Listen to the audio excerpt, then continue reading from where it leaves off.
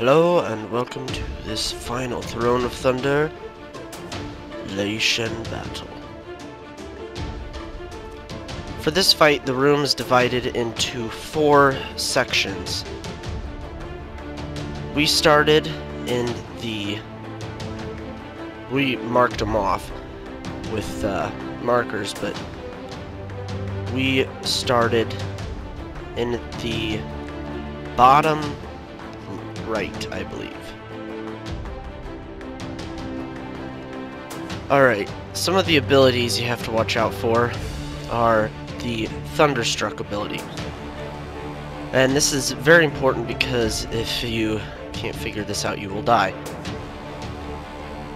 What Lei Shen's going to do is he's going to throw his axe, and it will land somewhere around the raid, and you'll see like a circle of lightning on the ground. What you want to do is get as far away from that as you can. If you stand right on top of it, you'll get 1,000,000 damage taken and die.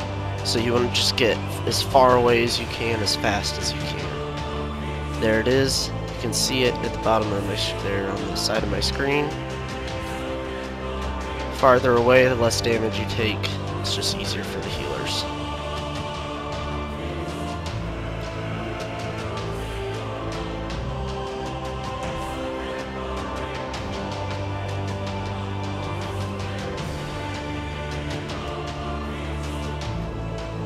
Alright, another ability that he does is called Decapitate, which is mainly for the tanks to worry about.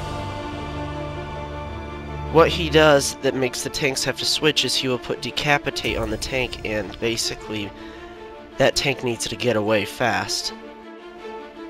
When you get that, the other tank needs to taunt, and then the tank that has Decapitate will run over to the next section, and then we'll be able to taunt the boss once he needs to be taunted to the next section.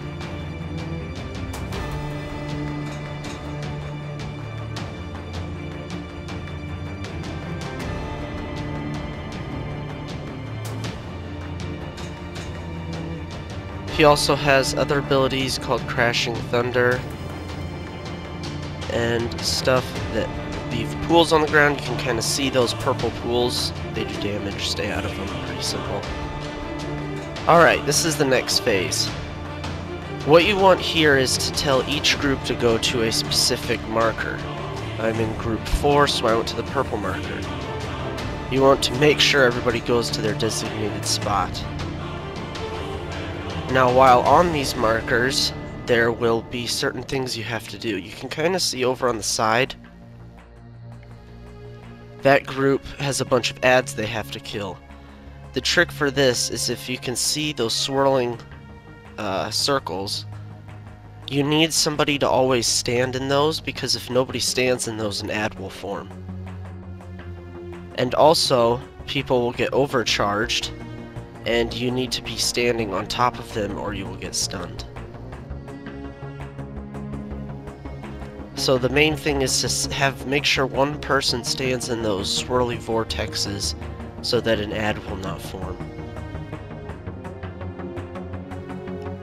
After you go through that phase, then it will go back to his initial phase 1, but with some extra. Now he will be doing a couple new abilities. There you see him cast Lightning Whip. This is an ability that you also want to avoid at all costs.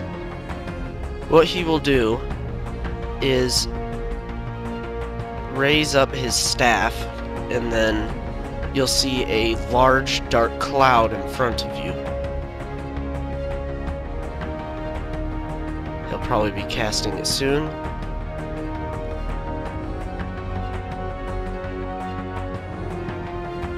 Once you see this large dark cloud, it will be a large cone in front of him. You just want to run out of that as fast as you can. Stop all casting, just get out of it. There it is. I run through him. He casts it. Some people didn't get out of it, but luckily he didn't die. He'll also summon ball lightnings, and it's your DPS job to immediately switch to those. Make sure all DPS switches to those, because they have to die fast.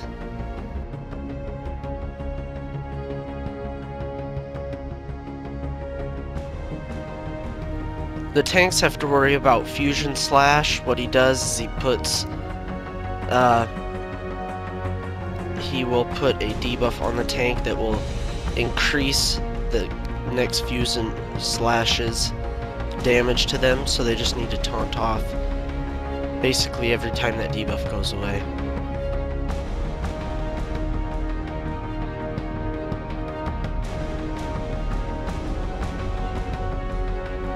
And again, remember to watch for these swirling vortexes. Alright, if you can see the green corner, how it's kind of lit up and the ground is all sparking, that means that we can't go over there anymore, so you have to bring the boss across the room. And in doing this, you get AoE damage, because whenever the boss isn't within a certain distance from one of the pillars, you get a constant AoE. So it's very important to know where you're going and get the boss to a pillar as fast as you can. And then the bar at the bottom of your screen is the power with the pillar, and the higher that goes up, just the more damage he does with that, well, next to that pillar.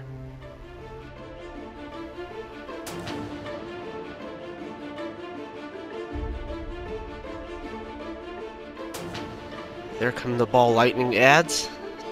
We immediately have them all grouped up. I think the DK pulled them all, and we just AoE them down. Alright, here's another fade.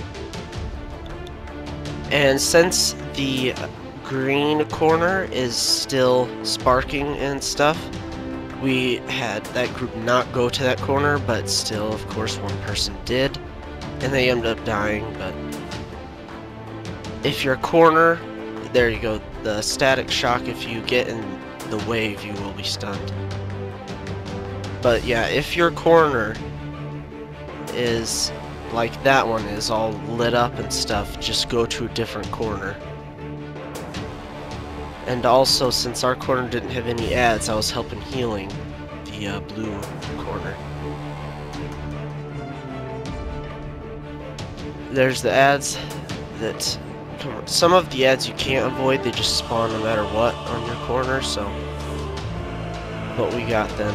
There is another, the red corner, I believe, is now, can't go in that either.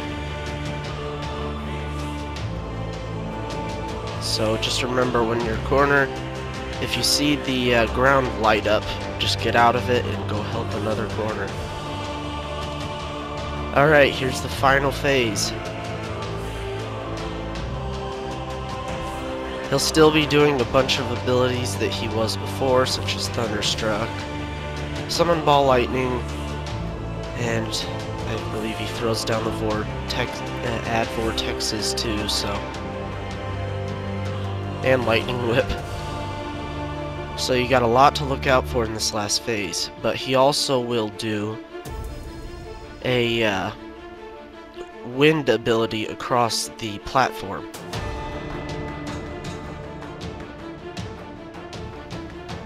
And basically it's just like all the other fights with wind. You just have to run with the wind. Sometimes you can use it to your advantage to get away from stuff.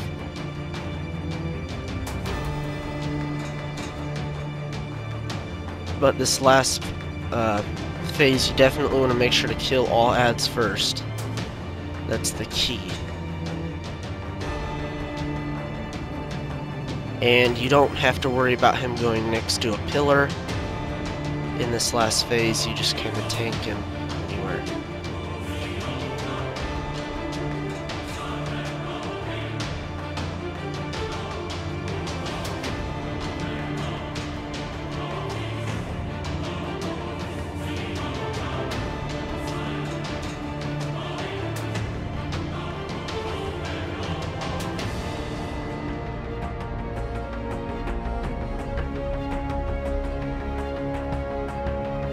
I don't know why we're moving the tank around, but we are.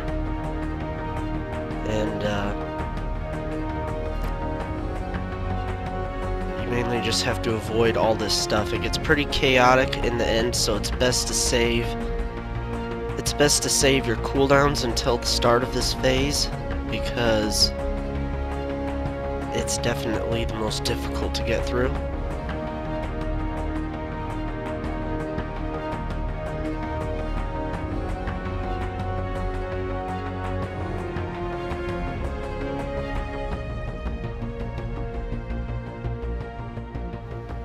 There, our main tank died. But since the boss is so low, right now we're just burning the boss. Because he does, remember, put debuffs on the tank that you have to watch out for.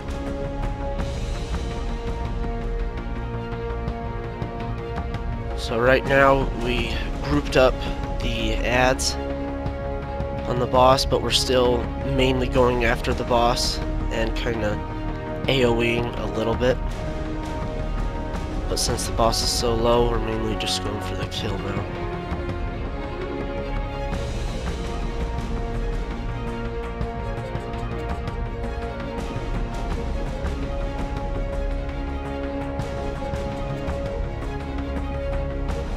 Hopefully this video helped. It is a pretty long fight, but a very fun fight. And it basically takes some getting used to, but good luck with your fight and hope you kill him.